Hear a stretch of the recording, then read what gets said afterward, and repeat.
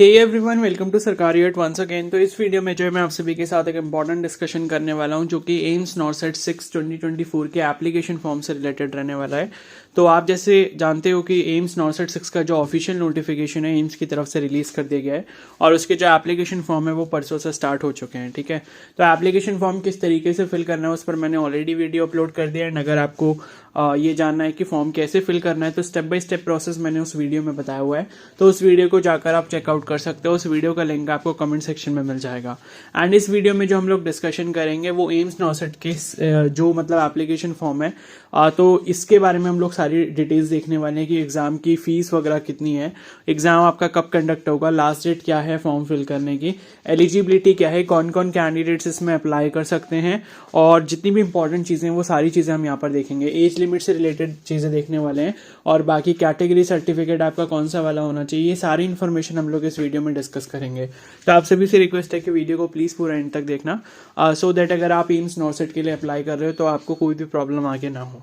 तो यहाँ पर सबसे पहले ये देख लेते हैं कि इसकी जो एजुकेशनल क्वालिफिकेशन है, जो एलिजिबिलिटी है वो क्या है। ठीक है, तो यहाँ पर एलिजिबिलिटी की अगर हम बात करें तो सबसे पहले वो कैंडिडेट्स एलिजिबल होंगे जिन्होंने अपना बीएससी ऑनर्स नर्सिंग कोर्स किया हुआ है या फिर बीएससी नर्सिंग कोर्स किया हुआ है किसी भी रिकॉग्नाइज्ड इंस्टीट्यूट से, या फिर अगर किसी ने पोस्ट बेसिक नर्सिंग किया या फिर बीएससी पोस्ट सर्टिफिकेट किया हुआ है नर्सिंग में तो वो भी एलिजिबल रहेगा। लेकिन उसके साथ साथ जो है आपके पास अपने स्टेट नर्सिंग काउंसिल या फिर इंडियन नर्सिंग काउंसिल में रजिस्ट्रेशन होना चाहिए आरएन और आरएम दोनों का। ठीक है, तो registered as nurse and registered as midwife, RN and RM दोनों का रजिस्ट्रेशन नंबर आपके पास होना चाहिए, तभी आप यहाँ पर अप्लाई कर पाओगे, अदरवाइज आप नहीं कर पाओगे। अब दूसरा एलिजिबिलिटी क्राइटेरिया उन कैंडिडेट्स के लिए है जिन्होंने बीएससी नर्सिंग नहीं किया बल्कि जेएनएम कोर्स किया हुआ है। तो जेएनएम कोर्स अगर आपने यहाँ पर किया हुआ है तो पहली बात तो ये कि जेएनएम जो आपने किया है वो एक ऐसे इंस्टीट्यूट से होना चाहिए जो कि रिकॉग्नाइज्ड इंडियन नर्सिंग काउंसिल या फिर स्टेट नर्सिंग काउंसिल से। उसके बाद आपका रजिस्ट्रेशन आरएन और आरएम दोनों का होना चाहिए, और उसके अलावा तीसरी चीज यहां पर और मांगी गई है जो कि 2 साल का वर्क एक्सपीरियंस है किसी भी 50 बेडेड हॉस्पिटल में। ठीक है, तो यहां पर यह है कि इंटर्नशिप वाला जो आपका एक्सपीरियंस होता है वो आपका वर्क एक्सपीरियंस में काउंट नहीं होता, तो ये चीज आपको ध्यान रखनी है। आपका जेएनएम कोर्स पूरा हो गया, उसकी इंटर्नशिप पूरी हो गई, उसके बाद 2 साल का एक्सपीरियंस कम से कम होना चाहिए 50 बेडेड हॉस्पिटल में, तो वो एक्सपीरियंस जो है वो आपका यहाँ पर एलिजिबिलिटी के तौर पर माना जाएगा। ठीक है, तो ये जेएनएम वालों के लिए हो गया, और बीएससी नर्सिंग वालों के लिए भी मैंने बता दिया। तो बीएससी नर्सिंग वालों के लिए वर्क एक्सपीरियंस मैंडेटरी नहीं है, लेकिन जेएनएम वालों को 2 साल का वर्क एक्सपीरियंस मैंडेटरी रखा गया है। अब इसके बाद बात करें एज लिमिट की, तो एज लिमिट यहाँ पर जो जनरल क्राइटेरिया है वो 18 से लेके 30 ईयर्स तक रखा गया है। बाकी एज रिलैक्सेशन अलग अलग कैटेगरीज में अलग अलग हिसाब से दिया गया है, वो अभी हम आगे डिस्कस करेंगे।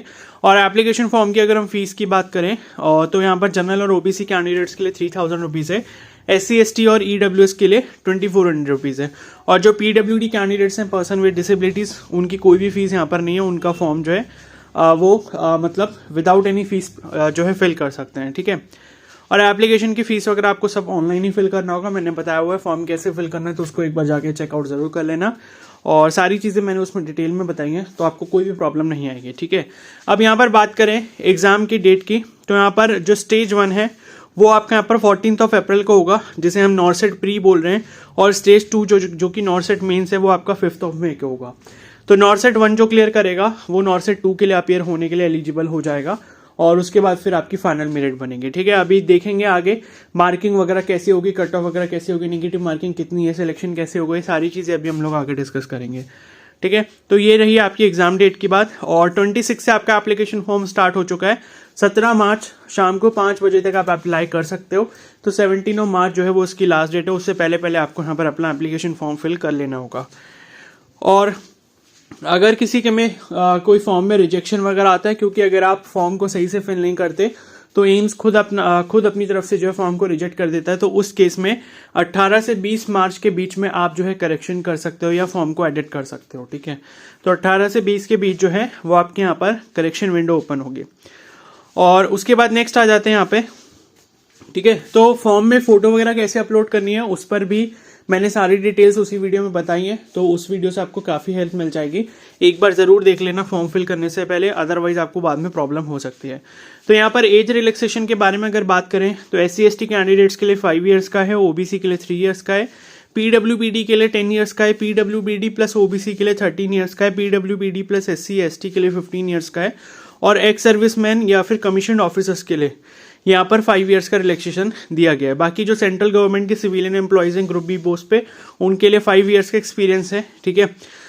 और बाकी अगर कोई ओबीसी से बिलोंग करता है तो उसका 8 हो जाएगा। फिर SC/ST वालों के लिए 10 ईयर का एक्सपीरियंस हो जाएगा, जो कि अभी मतलब सेंट्रल गवर्नमेंट के सिविलियन एम्प्लॉयज हैं, ठीक है।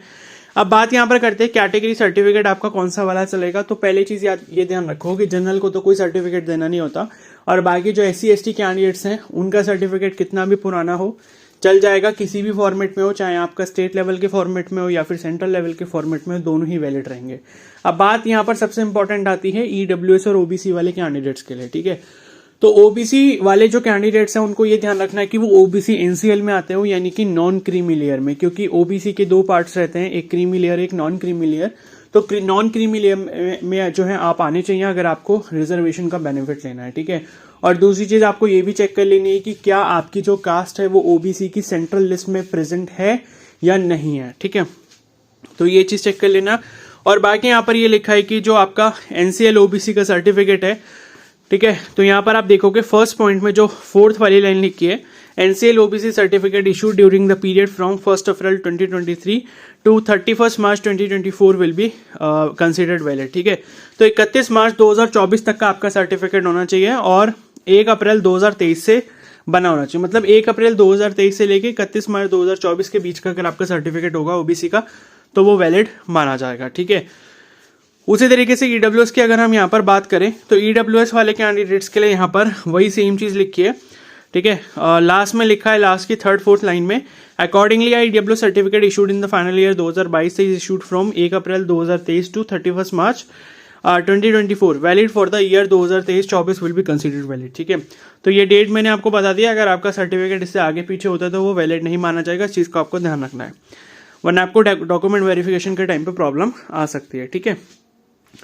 और अब आगे चलते हैं, यहाँ पर इसकी एग्जाम पैटर्न वगैरह के ऊपर डिस्कशन कर लेते हैं, ठीक है। और बाकी जो कहीं जॉब वगैरह कर रहे हैं अभी, तो उनको अपने एम्प्लॉयर से NOC सर्टिफिकेट भी लेकर देना होगा, ठीक है। और यहाँ पर जो है अब बात करते हैं कि इसका जो पेपर पैटर्न है वो किस तरीके का रहेगा, स्टेजेस अलग अलग जो है उनमें क्या क्या क्राइटेरिया क्या क्या रूल्स रखे गए हैं। तो पहले बात करते हैं यहाँ पर नॉर्सेट प्री की, यानी कि स्टेज 1 जो होगा उसमें लिखा है कि NORCET pre stage is a qualifying examination where a candidate who qualifies in the test will be allowed to appear in stage 2, ठीक है। तो जिसका नॉर्सेट 1 मतलब स्टेज 1 क्लियर हो जाएगा उसको नॉर्सेट मेंस में जाने का मौका मिलेगा स्टेज 2 में, ठीक है। नॉर्सेट pre will not be use for deciding merit या रैंक फॉर फाइनल सिलेक्शन। तो जो आपका स्टेज 1 है उसमें जो भी मार्क्स आएंगे वो सिर्फ आपको क्वालिफाइंग मार्क्स लेके आने हैं, उससे आपका फाइनल मेरिट का कोई भी मतलब नहीं है।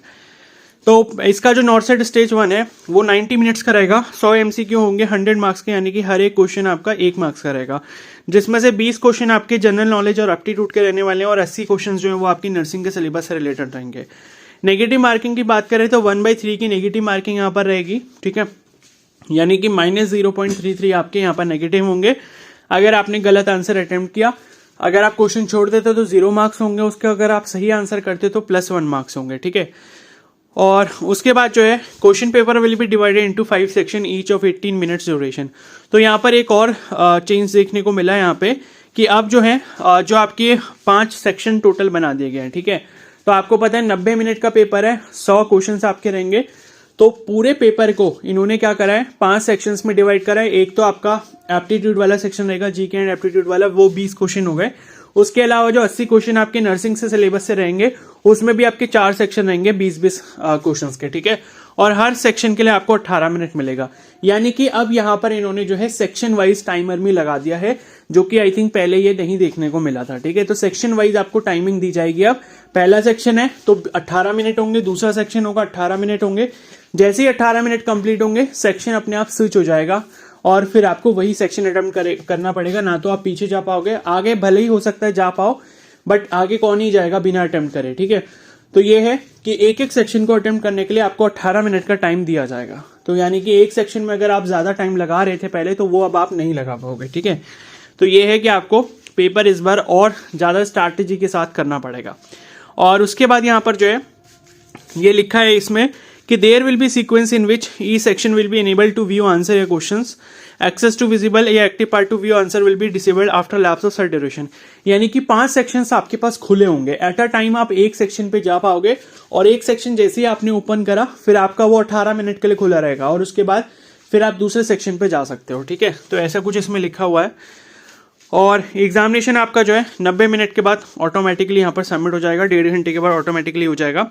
और उसके बाद ये भी लिखा है इसमें कि you will be allowed only to attempt questions in the currently active section which will remain enable for set time and it will never come back again for any action after move to next section. यानी कि एक section के बाद दूसरे section पे चले जाओगे तो वापस उस सेक्शन पे आप नहीं आ पाओगे। तो एक सेक्शन जो भी आप अटेम्प्ट कर रहे हो उसको आपने ध्यान से अटेम्प्ट करना है, क्योंकि वापस आप उस सेक्शन पे नहीं आकर और ना ही आप उस पर क्वेश्चन जो है वापस आकर देख सकते हो, ठीक है। तो ये चीज़ आपको ध्यान रखनी है। अब इन्होंने यहाँ पर जो क्वालिफाइंग मार्क्स रखे हैं वो ये रखे हैं कि the qualifying marks in the stage 1 that is नॉर्सेट pre examination will be 50 percentile for UREWS, 45 percentile for OBC and 40 percentile for SC ST, ठीक है। अब ये चीज़ देख लो, बहुत इंपॉर्टेंट समझ लो यहाँ पर, ये परसेंटाइल और परसेंटेज अलग अलग होता है, ठीक है। अब अगर 100 मार्क्स का आपका पेपर है तो 50 परसेंटाइल का मतलब कभी भी 50 मार्क्स नहीं हो सकता, वो 50 मार्क्स हो भी सकता है, नहीं भी हो सकता है, ठीक है। तो 50 परसेंटाइल का मतलब है कि आपको टॉप 50% बच्चों में आना पड़ेगा, इसका मतलब ये है, ठीक है। तो आप ऐसा समझ लो। और उसके बाद 45 परसेंटाइल OBC के लिए, 40 परसेंटाइल जो है वो SC ST के लिए, यानी कि मतलब 40 परसेंटाइल का मतलब ये है कि आपके जो नीचे बच्चे रह जाएंगे वो 40% रह जाएंगे और उसके ऊपर जो होंगे लगभग 60% के आसपास, वो टॉप 60 में आपको यहाँ पर जो है आना होगा, ठीक है। तो ऐसे करके अब परसेंटाइल पे स्कोर कितना जाएगा वो डिपेंड करेगा पेपर के डिफिकल्टी लेवल के ऊपर, ठीक है। तो वो तो बाद में पता लगेगा जब रिजल्ट आएगा। और उसके बाद यहाँ पर ये लिखा है इन्होंने कि जो भी कैंडिडेट यहाँ पर क्वालिफाई किए जाएंगे, ठीक है, तो 5 गुना कैंडिडेट जो है वो यहाँ पर बुलाए जाएंगे स्टेज 2 के लिए। ओके, तो कैंडिडेट जो है 5 गुना बुलाए जाएंगे और क्वालिफाइंग मार्क्स भी इन्होंने दे दिए कि भाई इतने तो होने ही चाहिए, उससे कम होंगे तो आप वैसे ही बाहर हो, लेकिन उससे ज्यादा हुए, लेकिन फिर भी अगर 5 गुना से ज्यादा हो रहे होंगे बच्चे तो 5 गुना बच्चे ही बुलाए जाएंगे स्टेज 2 में, ठीक है। अब स्टेज 2 की बात करें तो वही सेम वैसे ही पैटर्न है, 90 मिनट का होगा, ठीक है। 100 MCQ 100 मार्क्स, 1/3 की नेगेटिव मार्किंग, 5 सेक्शन रहेंगे 18 मिनट के, ठीक है। हर सेक्शन में 20 क्वेश्चन होंगे और there will be sequence in which each section, ठीक है, वही सेम रूल्स हैं, ठीक है। सारे एक सेक्शन पे जाके दूसरे पे नहीं जा पाओगे। और उसके बाद फिर वही सारी चीज़ें हैं कि क्वालिफाइंग मार्क्स आपके इतने इतने होंगे, इतने परसेंट, ठीक है। तो यहाँ पर देखो इन्होंने परसेंट लिखा है, ऊपर इन्होंने परसेंटाइल लिखा था, तो ये भी आपको थोड़ा सा ध्यान रखना है।